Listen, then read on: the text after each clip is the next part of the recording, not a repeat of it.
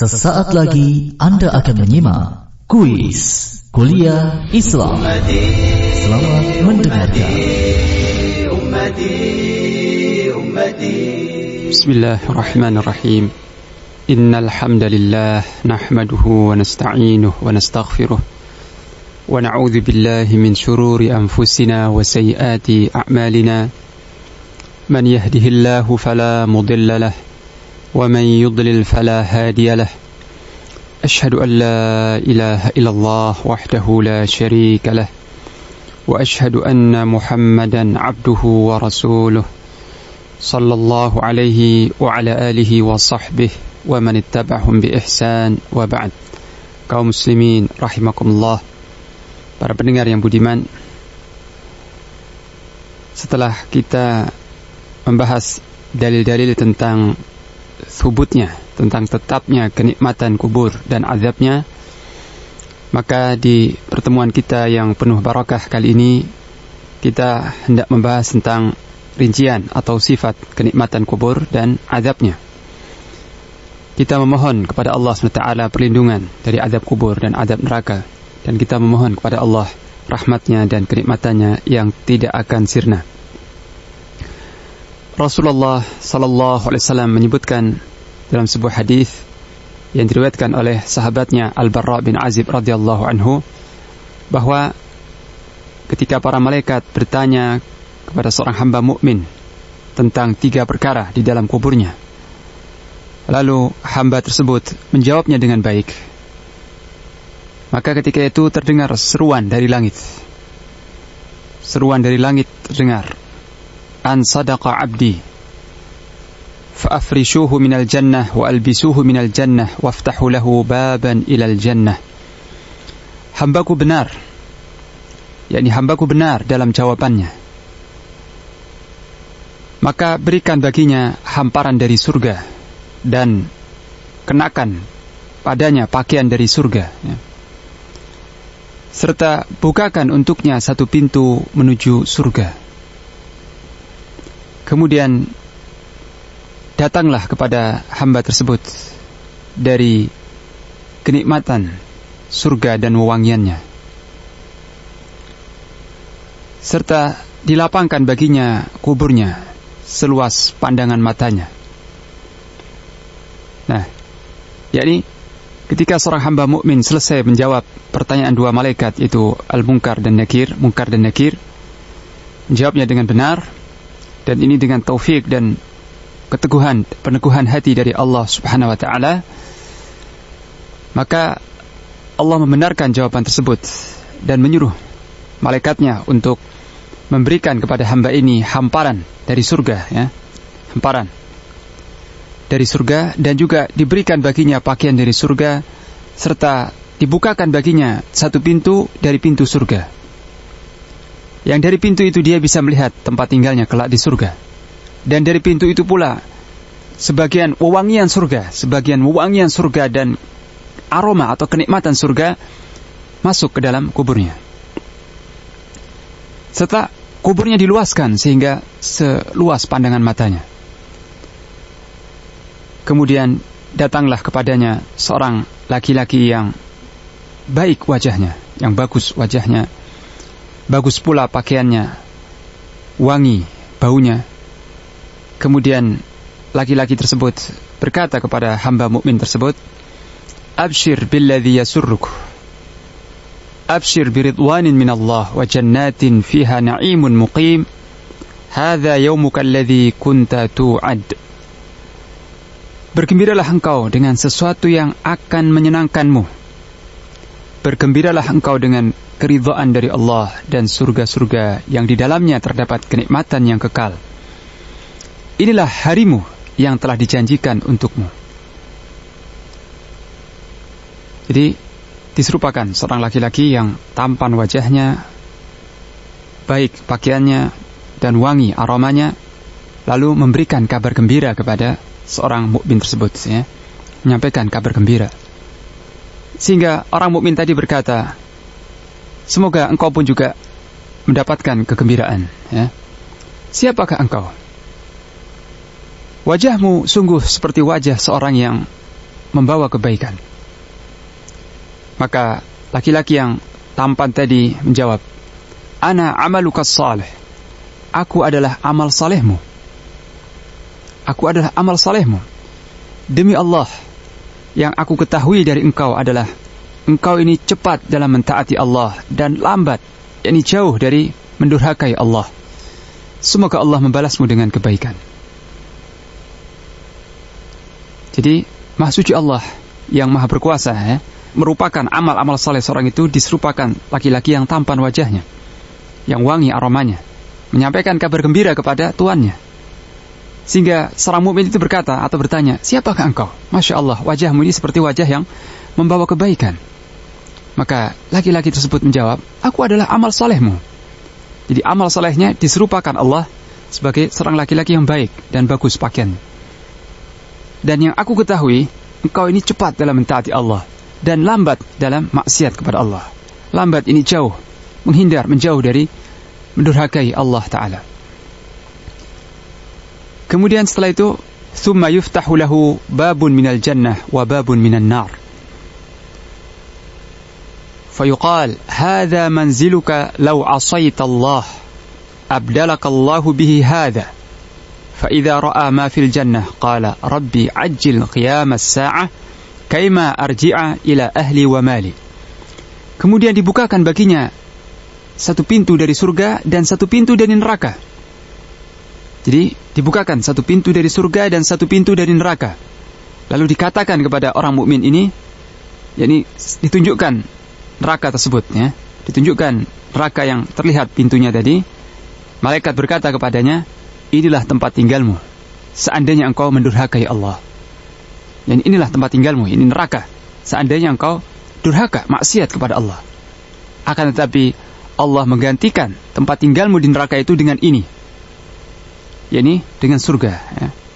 Jadi hamba tersebut melihat neraka dan juga melihat surga. Maka ketika hamba tersebut melihat apa yang terdapat di dalam surga, dia berdoa, wahai Rabbku, segerakan hari kiamat.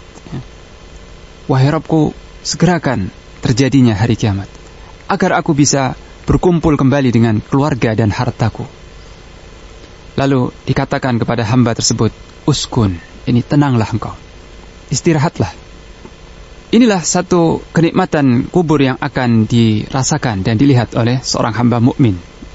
Sebaliknya, untuk seorang hamba yang kafir atau yang fajir, disebutkan dalam hadis yang sahih bahwa ketika seorang hamba yang kafir atau fajir ini tidak mampu menjawab pertanyaan malaikat itu dengan baik, maka terdengar seruan dari langit, dia telah berdusta, dia telah berdusta. Maka berikan baginya hamparan dari neraka dan bukakan baginya satu pintu menuju neraka.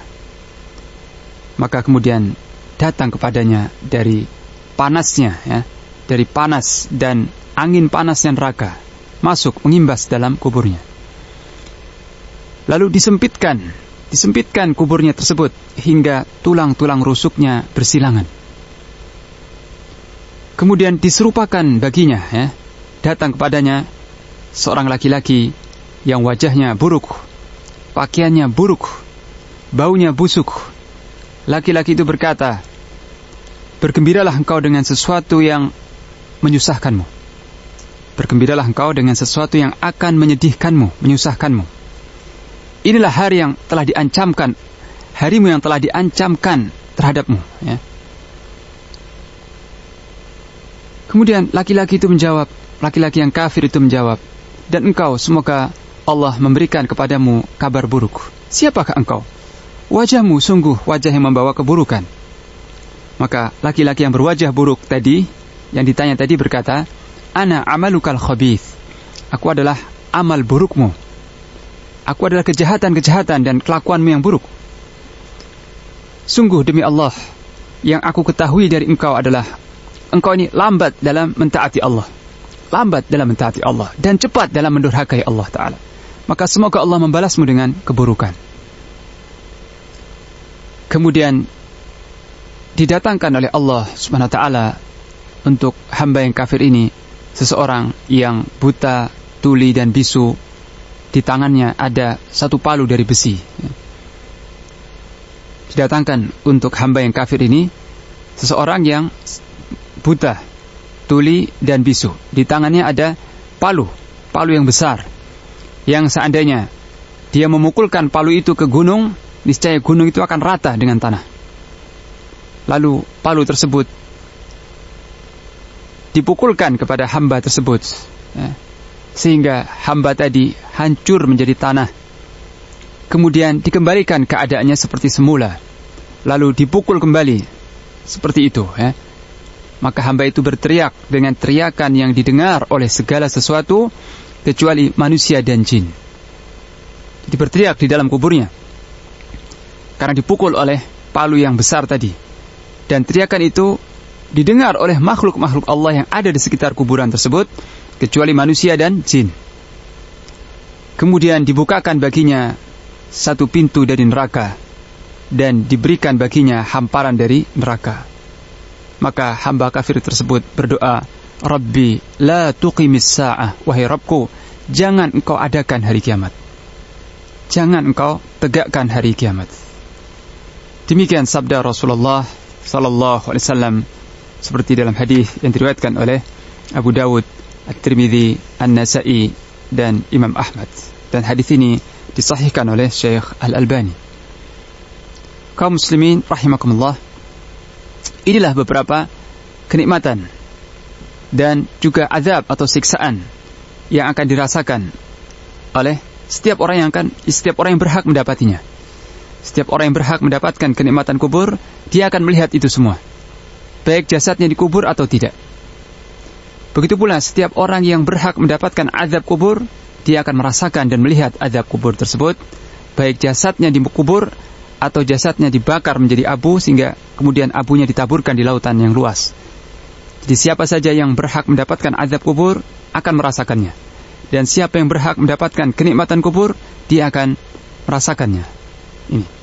Adapun hikmah tentang kenapa seorang mukmin tadi ditunjukkan Allah baginya tempat tinggalnya di surga dan di neraka, disebutkan dalam hadis Anas bin Malik radhiyallahu anhu bahwa seorang mukmin ketika telah menjawab pertanyaan kedua malaikat itu dengan benar, maka dikatakan kepadanya, unzur ila maq'adika minan nar, abdalakallahu bihi maq'adan minal jannah.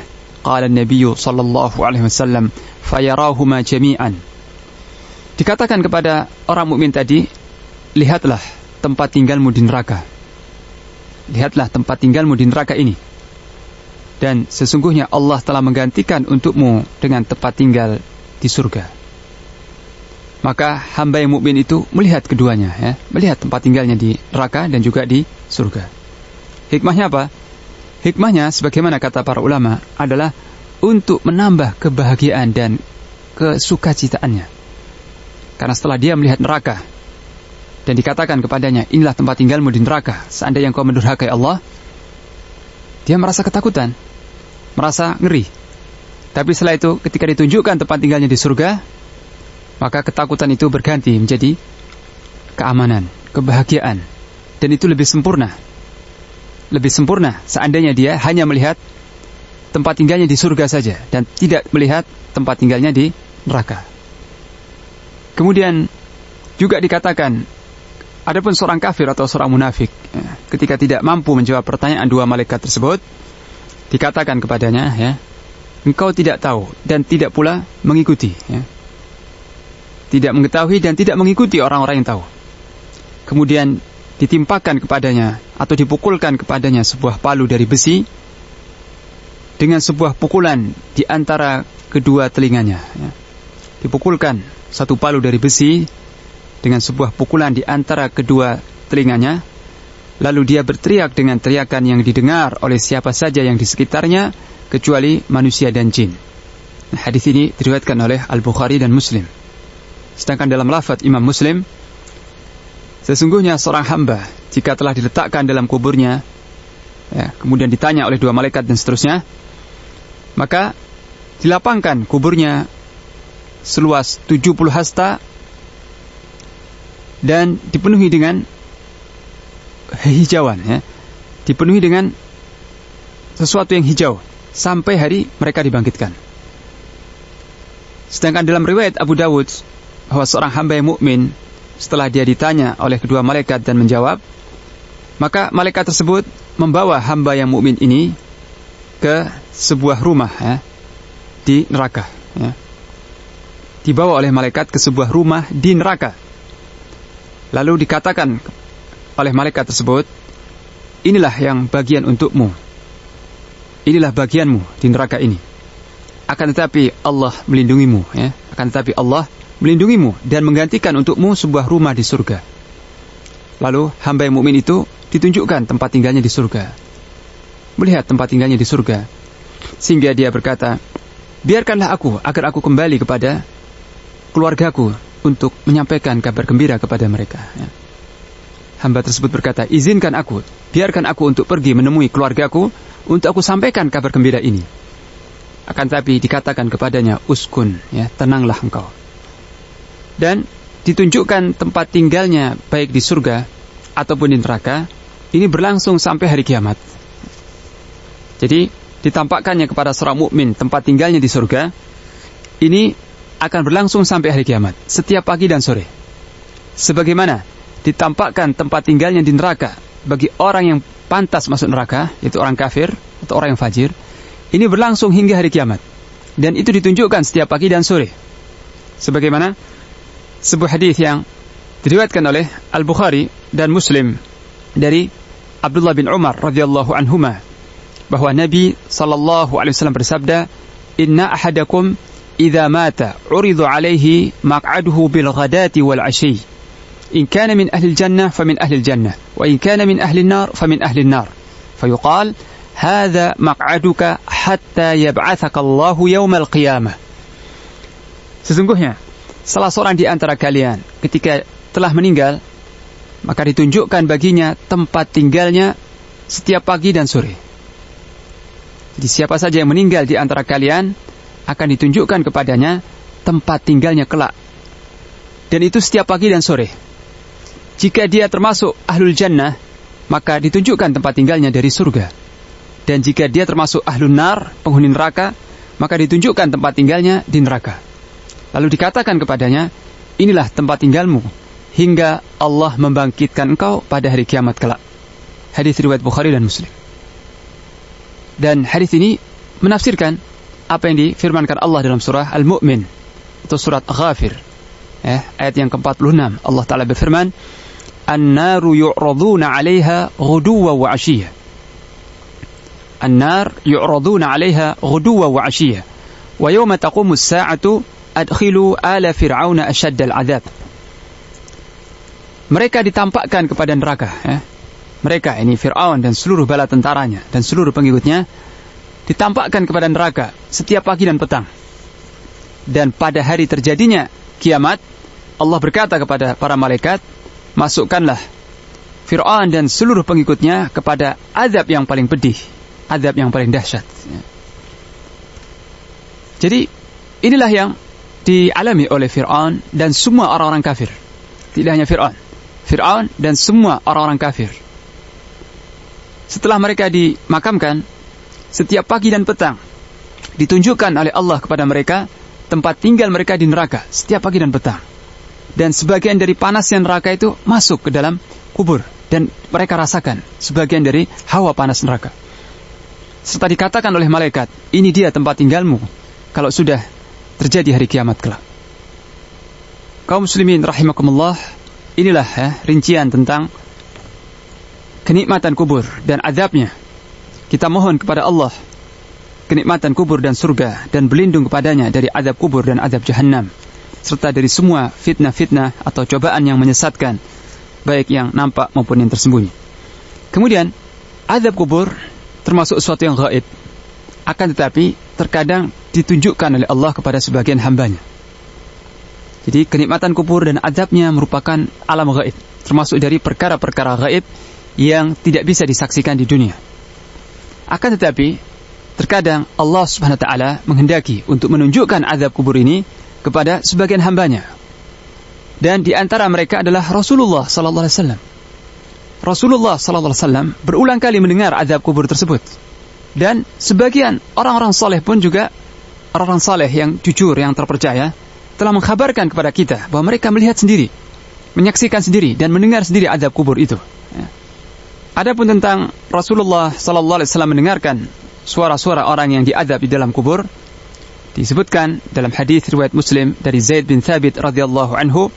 Zaid bin Thabit berkata, ketika Nabi sallallahu alaihi wasallam sedang berada di sebuah perkebunan dari kabilah Bani Najjar, kabilah dari kalangan Ansar, berada di perkebunan mereka, dan Nabi sedang menunggang sebuah baghlah, sebuah begal, dan kami pun bersamanya. Tiba-tiba baghlah, kendaraan yang ditunggangi Nabi itu menyimpang dari jalan yang ditujunya, menghindar dari sebuah daerah, dan hampir saja melemparkan Nabi sallallahu alaihi wasallam dari punggungnya. Kemudian tiba-tiba kami mendapati sekitar 6 atau 5 atau 4 kuburan. Kemudian beliau bersabda, siapakah yang tahu? Siapa di antara kalian yang tahu para penghuni kuburan ini? Siapakah yang mengetahui para penghuni kuburan ini? Maka seorang laki-laki berkata, saya, wahai Rasulullah. Beliau bertanya, kapankah mereka ini meninggal? Laki-laki itu menjawab, matu fil isyrak. Mereka meninggal pada masa kesyirikan. Mereka meninggal dalam kesyirikan. Maka beliau bersabda, sesungguhnya umat ini akan dicoba, akan diuji oleh Allah di dalam kuburnya. Kalau saja aku tidak khawatir kalian tidak akan saling menguburkan orang-orang yang mati di antara kalian, niscaya aku akan berdoa kepada Allah supaya Dia memperdengarkan untuk kalian azab kubur yang sekarang ini aku dengar. Hadis riwayat Muslim. Jadi Rasulullah SAW mendengar orang-orang musyrik yang diazab di dalam kuburnya, mendengar, dan keledai atau baghlahnya pun mendengar, sehingga baghlah ini hampir terpental dari sekitar kuburan tersebut karena nggak kuat mendengar teriakan-teriakan orang yang diazab. Jadi Rasulullah SAW mendengarnya, dan baghlah yang dikendarai juga mendengarnya. Tapi para sahabat yang lain tidak mendengar. Lalu beliau berkata, seandainya aku tidak khawatir bahwa kalian nanti tidak akan menguburkan orang-orang mati di antara kalian, karena takut diazab dan sebagainya, niscaya aku akan berdoa kepada Allah supaya kalian pun mendengar apa yang sekarang aku dengar. Hadis riwayat Muslim. Demikian pula dalam Sahih Bukhari dan Muslim, Rasulullah sallallahu alaihi wasallam pernah keluar di suatu sore, setelah terbenam matahari, di suatu malam, pernah keluar setelah terbenam matahari. Kemudian beliau mendengar suara teriakan-teriakan. Maka beliau bersabda, Yahud tu'adzab fi quburiha. Ini adalah sekelompok kaum Yahudi yang diazab di dalam kuburnya. Jadi beliau mendengar azab kubur tersebut. Kemudian Syekhul Islam Ibn Taimiyah rahimahullah juga berkata, وَقَدْ سَمِعَ غَيْرُ وَاحِدْ أَصْوَاتَ الْمُعَذَّبِينَ فِي قُبُورِهِمْ وَقَدْ شُهِدَ مَنْ يَخْرُجْ مِنْ قَبْرِهِ وَهُوَ مُعَذَّبْ. Dan sungguh telah mendengar lebih dari satu orang, tidak hanya satu orang yang telah mendengar suara-suara orang yang diazab di dalam kubur mereka, dan bahkan telah disaksikan seseorang yang keluar dari kuburnya dalam keadaan terazab, dalam keadaan tersiksa. Jadi Ibnu Taimiyah mengatakan, juga dalam Majmu' Fatawa yang lain dia berkata, وَقَدْ يُكْشَفْ لِكَثِيرٍ مِنْ أَبْنَاءِ زَمَانِنَا يَقْضَةً وَمَنَامًا وَيَعْلَمُونَ ذَلِكَ وَيَتَحَقَّقُونَ وَعِنْدَنَا مِنْ ذَلِكَ أُمُورٌ كَثِيرَةٌ. Dan terkadang disingkap untuk sebagian dari putra-putra zaman kita sekarang, orang-orang yang hidup di zaman kita, sebagian dari azab kubur tersebut, baik dalam keadaan nyata, melihat langsung, atau dalam keadaan dilihat dalam tidur. Dan mereka mengetahui itu dengan jelas dan memastikan hal itu. Dan di sisi kami, berita-berita tentang itu sangat banyak sekali. Ini yang dikatakan oleh Syekhul Islam Ibn Taimiyah rahimahullah, bahwa terkadang ditampakkan oleh Allah sebagian dari azab kubur itu untuk manusia-manusia yang hidup di zaman sekarang ini. Dan tidak hanya satu orang yang mendengar suara orang yang diazab di dalam kuburnya. Dan terkadang disaksikan seorang itu keluar dari kuburnya dalam keadaan tersiksa. Apa hikmahnya? Kenapa Allah menunjukkan sebagian dari azab kubur itu untuk manusia-manusia selain Nabi sallallahu alaihi wasallam? Hikmahnya adalah untuk semakin meneguhkan keyakinan mereka, dan untuk menjadi iktibar, untuk menjadi pelajaran bahwa azab kubur yang dijanjikan Allah itu hak adanya, dan itu disaksikan oleh sebagian manusia, agar menjadi peringatan dan pelajaran bagi manusia yang fasik lainnya. Dan yang saya dengar sendiri, dari sebuah rekaman, sebuah rekaman dari peristiwa yang terjadi di Arab Saudi, seorang pemuda yang meninggal usia 16 tahun. Setelah dimakamkan, pihak rumah sakit meminta supaya digali kembali untuk diteliti penyebab kematiannya, karena penyebab kematiannya tidak wajar. Dan setelah digali kembali kuburnya, ternyata didapati perubahan yang sangat jelas sekali pada fisiknya. Pemuda ini kulitnya sangat halus dan putih, rambutnya hitam, muda belia, usia 16 tahun.